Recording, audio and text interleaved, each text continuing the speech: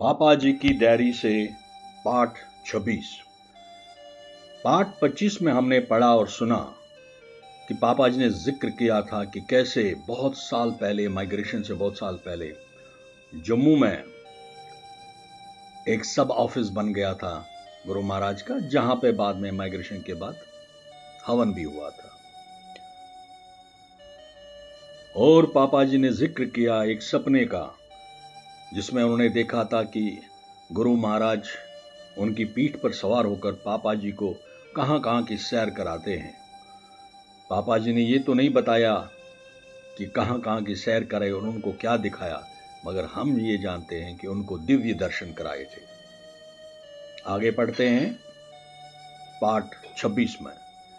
श्री गुरु महाराज के हम नवा हम प्याला श्रीमान वेदलाल जी उर्फ स्वामी सदमोल जी महाराज थे।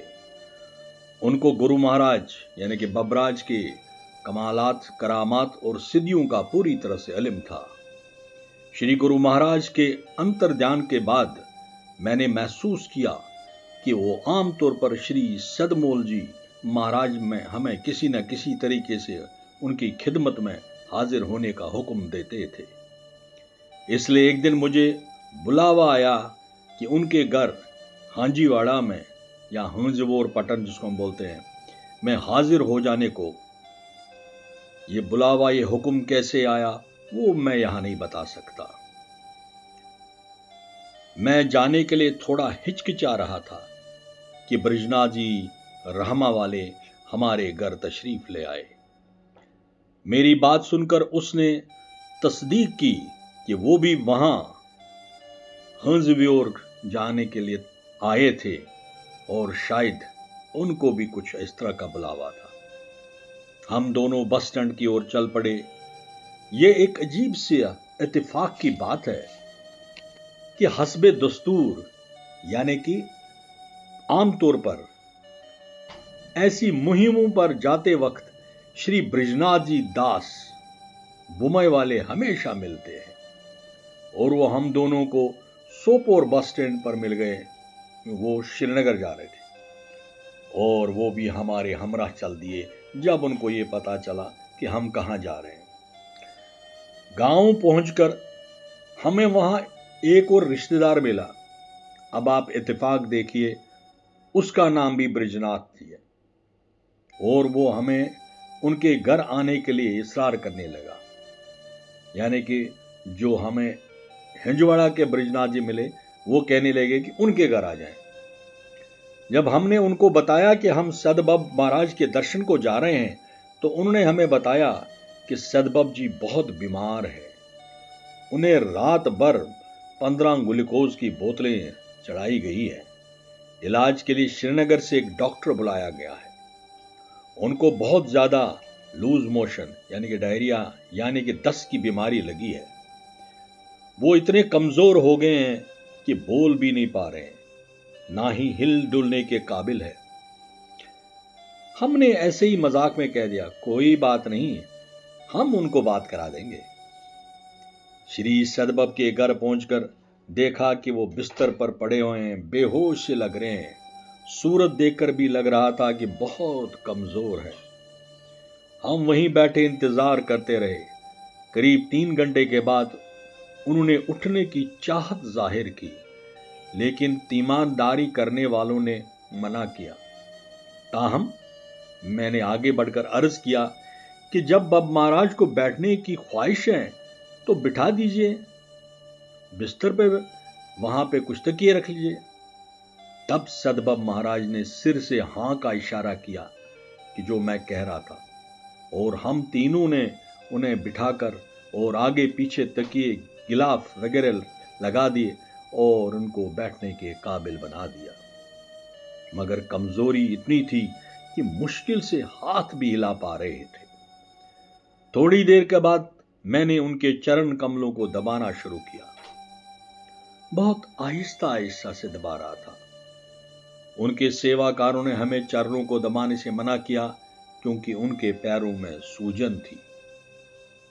कुर्दत का करना कि मेरे पांव में भी उन दिनों बहुत सूजन थी। मैंने सेवाकारों से कहा, कोई बात नहीं, सूजन तो मेरे पांव में भी है और मैं 3 मील चलकर आया हूं। खैर, मैं पांव दबाता रहा और स्वामी सदबब जी ने मुझसे मुखातिब होकर कहा, ओ श्री हरकाख के बेटे, सुनो, आपके सोपोर के अड्डे में आज रात को मुवक्किलों ने मेरी हड्डी पसली मार मार कर तोड़ी, लेकिन मैंने उनसे कह दिया कि मैं जाने वाला नहीं हूं यहां से। उन्हें पकड़ो जो पाप करते हैं, लेकिन वो माने नहीं। हमने ये भी कहा कि मैं श्री हरकाख जी नहीं हूं जो दूसरों के बदले जाऊंगा। धर्म का तकाजा है, जो पाप करेगा उसे ही सजा दो, और मैं बिल्कुल नहीं माना। और देखो उनने क्या बुरा हाल कर दिया मेरा। तो उन्होंने अपनी ओर इशारा किया। फिर पूछने लगे, मैंने ठीक किया ना? ये सुनकर मैंने बहुत धीमे स्वर में पूछा कि क्या इसलिए हमें आपने यहां बुलावा भेजा था? उन्होंने वापस सवाल पूछा कि हमें यहां रहते कितने साल हो गए? एक सेवाकार ने कहा, मारा 25-30 साल हो गए। इस जवाब को सुनने पर उनको थोड़ा गुस्सा आया, क्योंकि जवाब उनके मुताबिक नहीं था। लेकिन मैं बांप गया और मैंने एकदम जवाब दिया कि महाराज, हमें कश्मीर में रहते हुए 5000 साल हुए हैं। और उनके चेहरे पे थोड़ी खुशी सी नजर आई इस जवाब से, और कहा कि यहां रहते रहते कई बार ऐसा भी हुआ है कि सिर्फ 11 घर ही रह गए थे। कभी 2.5 मीलों तक के फासले पर एक दिया जलते देखा जाता था। इतनी आबादी कम हो गई थी, मगर हम फिर दोबारा यहां आबाद होते रहे, इसलिए घबराने की कोई जरूरत नहीं है। उन्हीं दिनों कश्मीर में अफरा तफरी के वाक़ात बहुत ज्यादा रोनमा हुए थे। हम सब ये बात समझ गए कि सदबब महाराज जी का कहना क्या चाहते हैं वो, और वहां पर बैठे बैठे सब हाजरीन को हमने वजाहत से समझाया कि सदबब महाराज क्या कहना चाहते हैं।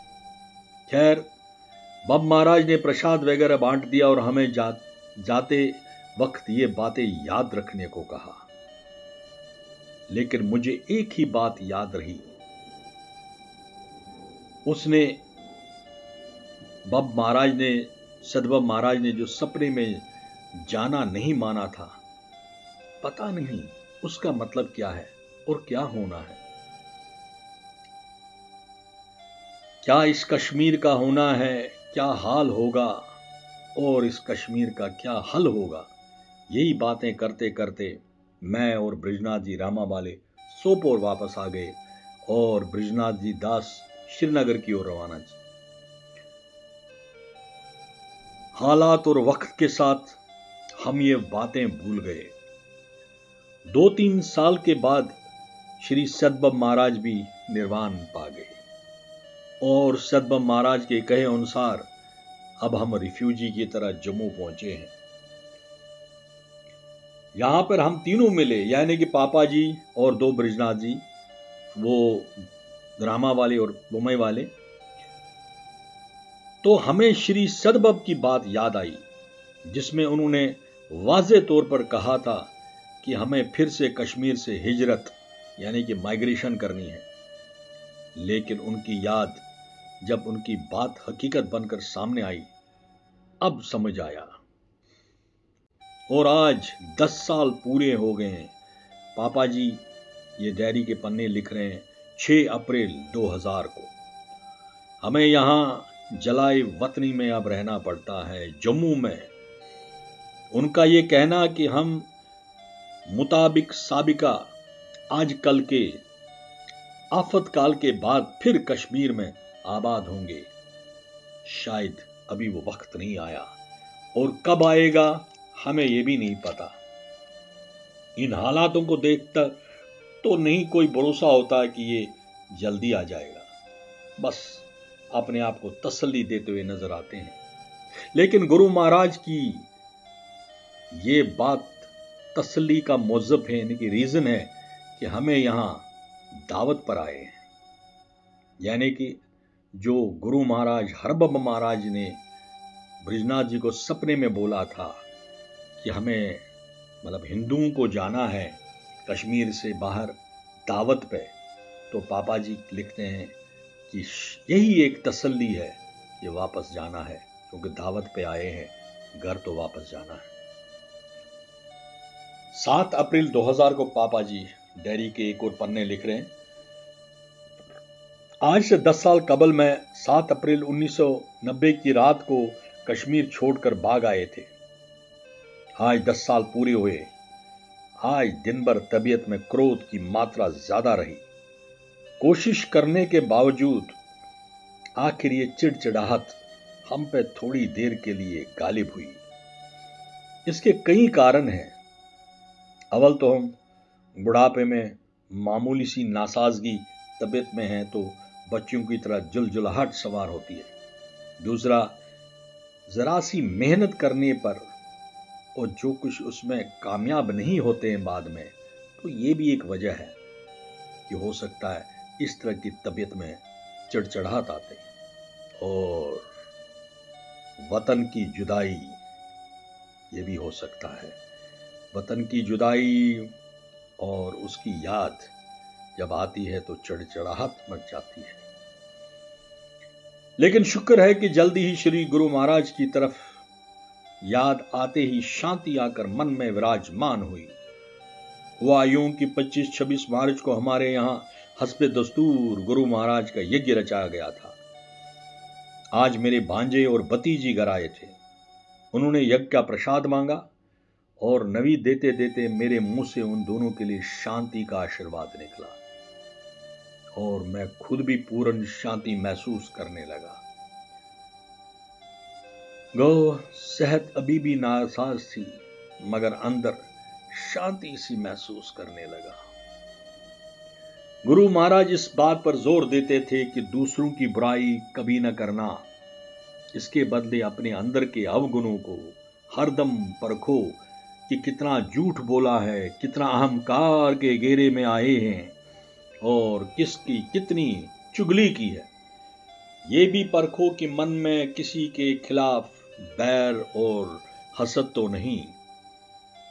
इन अवगुणों को अंदर से चुन चुन कर निकाल दो, फिर देखो कितना शांति और सुकून महसूस करोगे और अपनी साधना की राह को हमवार बनाकर आगे बढ़ोगे।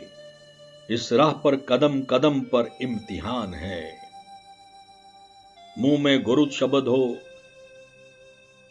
मन निर्वैर हो, बुद्धि संतुष्ट हो, चित्त शांत हो, तो समझो मैं यानी कि गुरु आपके साथ हूं, राहे अदम पर हमेशा साथ हूं।